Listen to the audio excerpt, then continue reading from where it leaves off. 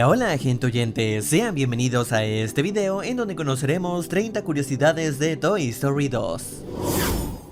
Estrenada en 1999, esta película logró recaudar en su estreno más de 480 millones, logrando ser la tercera película más taquillera de ese año, y la primera si contamos solo las animadas. Apenas empezando ya nos encontramos con la primera referencia, y se trata de la lámpara de Luxo escondida sutilmente en las estrellas. Para el gran cañón por el que Buzz vuela, según John Lasseter, se reutilizó el escenario visto en Bichos, y las rocas flotantes que vemos eran en realidad un error de animación. Se suponía que no debían quedarse flotando, pero al verlas en pantalla consideraron que no se veían mal, así que las terminaron dejando. Después de la batalla con los robots y huir de las púas, Buzz comienza a saltar sobre unas plataformas flotantes, y el sonido que estas hacen son las notas del tema principal de 2001 Odisea del Espacio.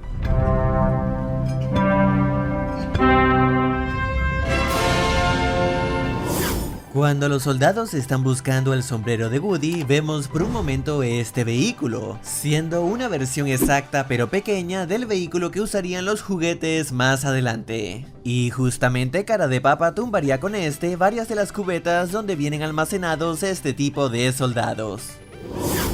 Al día siguiente, después de que a Woody se le rompa el brazo, este nota que Andy llega y le avisa a los demás juguetes, que los vemos jugando cartas, pero todas son el as de picas, que en el tarot simboliza la muerte, siendo este un pequeño presagio de que toda esta escena se trataba de una pesadilla. Además, para representar el brazo roto de Woody, el basurero en el que cae está lleno de brazos rotos, reutilizados de juguetes como el señor Cara de Papa, Rocky, los robots peleadores y hasta de Zorg. El origen del personaje de Wheezy se remonta a un especial navideño que Pixar iba a hacer de Teen Toy. Dicho proyecto nunca se realizó, por lo que Wheezy quedó sin utilizar, así que lo incorporaron en esta secuela. Wheezy también tuvo un cameo en el corto de Pixar del 2020, Out. Existe una escena eliminada en la que veíamos a los juguetes divirtiéndose por su cuenta, jugando ellos mismos. Bang, bang, bang, bang. En esta, Rex se hacía pasar por Godzilla, y tras un disparo de Buzz, este comenzaba a tropezarse con varias cosas de la habitación, hasta finalmente tumbar una silla que terminó lanzando a Woody por la ventana, siendo esta la manera en la que nuestro vaquero terminaría en una de las cajas de la venta. Pero finalmente la cambiaron por la idea de que Woody terminaría allí al tratar de salvar a Wheezy, encajando más con las motivaciones de su personaje. En la venta de jardín vemos varios objetos reutilizados. Por ejemplo, estas cerraduras son exactamente las mismas que se veían en la puerta de Sid. El collar de perro que se ve aquí es el que fue usado en el circo de Bichos. Y por aquí vemos un líquido inflamable que es el mismo en el que saltaba la oruga. Cuando Al se roba a Woody, vemos en la caja un billete de $1 que tiene la cara de Steve Jobs, cofundador de Apple y de los estudios de Pixar. Seguido de eso, cuando Buzz trata de salvar a Woody de Al, vemos por un momento la matrícula del vehículo, que hace referencia a la fecha en la que se estrenó esta cinta. Las primeras versiones de Jessie Tiro al Blanco eran algo diferentes. En el caso de Jessie, esta no sería una vaquera, sino una muñeca llamada Señorita Cactus, la cual sería muy fiel al capataz, al punto de ayudarlo a manipular a Woody. Mientras que en el caso de Tiro al Blanco, aunque su apariencia no cambió mucho, este sí que podía hablar, pero al final le quitaron esta habilidad para que tuviera una personalidad más tierna, siendo más como una mascota y muy fiel a Woody. Una de las revistas que Woody ve en el suelo tiene fecha del 12 de enero de 1957, la fecha en la que nació el director de la cinta, John Lasseter. Seguido de eso, cuando los juguetes descubren dónde queda ubicada la juguetería de Al, vemos esta dirección, la cual es justamente donde estaba la antigua sede de los estudios de Pixar, antes de mudarse a Emeryville, California. En el edificio donde vive Al, notaremos que al indicador del ascensor le falta el número 13. Esto porque en algunos edificios como hoteles o apartamentos prefieren no enumerar ese piso como tal, por el tema de la superstición que tienen algunas personas con dicho número. A esto se le conoce como triscaidecafobia. Al encontrar la juguetería se ve pasar un camión de mudanzas de Eggman, la misma empresa que trasladó a la familia en la primera película, y el nombre viene del director de arte Ralph Eggleston, quien ganó un Oscar por haber dirigido el corto For the Birds. Al momento de cruzar la calle, cuando van por la mitad, si logran detallar bien, el camión que casi se voltea lleva escrito en el costado estas palabras, que en alemán significan pancake de papa, algo apropiado si tenemos en cuenta quién fue el que estuvo a punto de quedar aplastado. El desastre que los juguetes hacen al cruzar con los conos sería algo diferente. Lo más notable es que la escena estaba ubicada en otro lugar y se veía la gasolinera de Dinoco, a diferencia de la versión final en la que vemos edificios, y lo más importante, ya están a punto de llegar a la juguetería, mientras que en la antigua versión todavía les quedaban varias calles por recorrer. Aunque finalmente cuando se decidió que la juguetería estuviera justo al lado del apartamento de Al, se trasladó toda esa animación a este escenario. Una anécdota muy popular acerca de los problemas que tuvo la realización de esta cinta es que alguien ingresó un comando que terminó borrando todos los datos de la película, es decir, personajes, escenarios y gran parte de la animación que ya tenían, todo el trabajo de varios meses borrado en apenas segundos. Para su suerte, Gaylene Sussman, la técnica supervisora, como acababa de tener un bebé en ese momento, se encontraba trabajando desde casa, por lo que tenía un respaldo de toda esa información en su computadora, así que muy cuidadosamente llevaron su máquina al estudio y así lograron recuperar gran parte de los datos. Claro que a la larga esto no importó tanto, ya que la versión que estaban creando en ese momento no era tan buena. Varios de los creativos de Pixar, incluyendo Lasseter, no estaban contentos con el resultado, así que prácticamente desecharon lo que tenían. Se tuvo que reescribir el guión y cambiar muchas cosas para que estuviera a la altura del estándar de Pixar. El problema es que para ese momento tenían menos de un año para poder terminar la cinta, ya que Disney se negó a cambiar la fecha de estreno, por lo que todos en la producción tuvieron que trabajar a contrarreloj, con una gran presión y estrés en todo el proceso. Afortunadamente, como sabemos, lograron terminarla a tiempo y con la mejor calidad posible. Inicialmente se suponía que Al podría reparar a Woody por su cuenta, pero tras analizar cómo sería la personalidad de Al, se dieron cuenta que esto no encajaba muy bien, ya que Al no tendría la capacidad de restaurarlo. Él simplemente llamaría a alguien. La cosa es que para eso necesitarían crear un nuevo personaje, pero como estaban apurados por el poco tiempo que tenían, decidieron reutilizar al viejo Jerry, del corto Jerry's Game, y como guiño le vemos algunas piezas de ajedrez.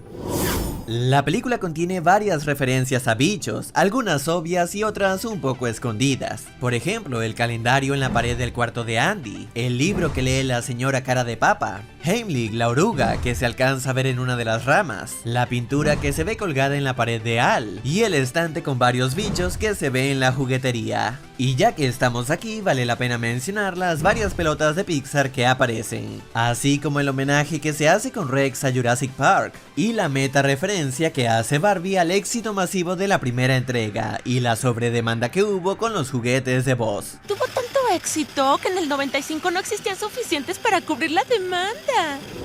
Uno de los momentos más conmovedores de esta segunda parte es sin duda la canción de Jessie, Cuando alguien me amaba, compuesta por Randy Newman, y no es de sorprenderse que esta fuera una de las nominadas al Oscar como mejor canción original de ese año, aunque la ganadora resultó siendo En mi corazón vivirás de Tarzán.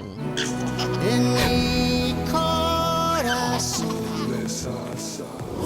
Los dos robots peleadores que vemos en la cinta fueron expresados por John Lasseter y Lee Unkrich. Y hay un pequeño detalle con el robot azul, y es que su oreja derecha tiene una ligera muesca, una pequeña imperfección. Esto lo hicieron como referencia a lo ocurrido en aquella famosa pelea entre Mike Tyson y Evander Holyfield. Why no, I haven't. Hey, he was talking to me. No, he was talking to me. Why you?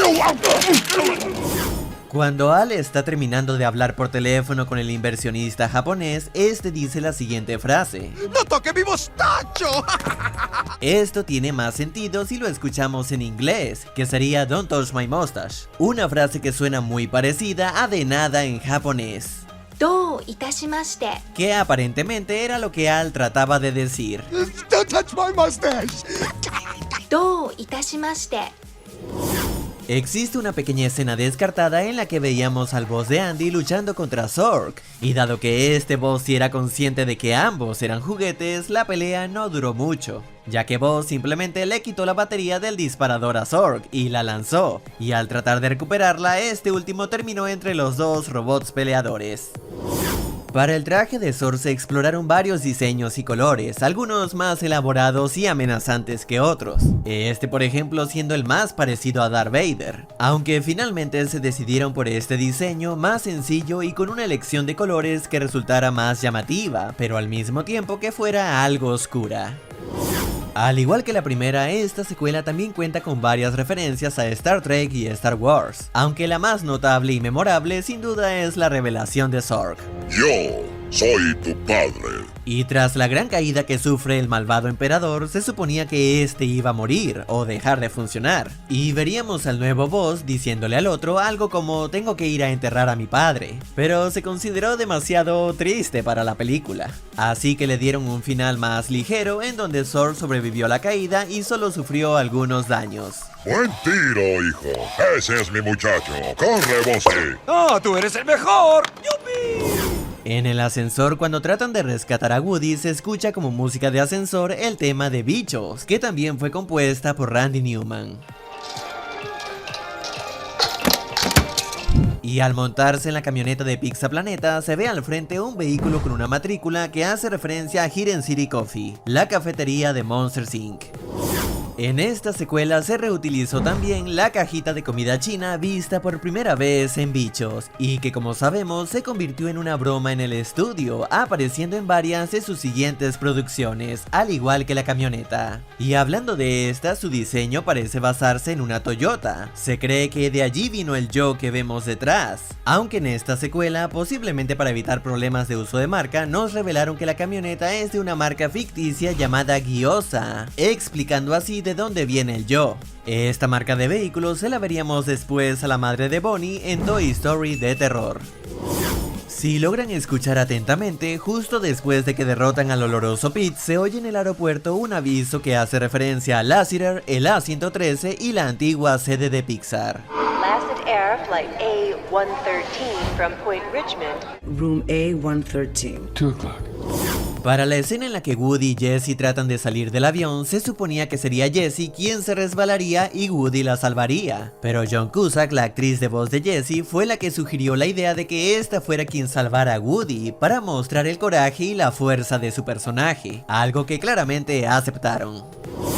Como seguramente sabrán, existe la teoría de que Emily, la antigua dueña de Jessie, es la madre de Andy. Esto por algunas coincidencias o supuestas señales que se nos muestran. Sin embargo, en el 2015, Pete Docter, el actual director creativo de Pixar, desacreditó esta creencia, así como también a la teoría de Pixar de que todas las cintas están conectadas. Por lo que lo cierto es que muchas de estas cosas solo debemos tomarlas como referencias, easter eggs o reutilización de diseños. No pretenden ser algo más profundo que eso. De cualquier manera, con teorías o no, creo que no es sorpresa decir que esta película es considerada una obra maestra y una prueba de que sí pueden existir grandes secuelas. Si el video te ha gustado, házmelo saber dándole manito arriba y compartiéndolo con tus amigos. También quiero agradecer a los miembros que han apoyado al canal. Y antes de irme le envío un gran saludo a Vivi Nieves, Candela, Gregory Avendaño y Marco Bach. Y bueno, esto es todo y muchas gracias por haber llegado hasta aquí y espero te haya gustado. Hasta luego. 1000 besos, 1000 besos, 1000 besos, 1000 besitos, besos, 1000 besos.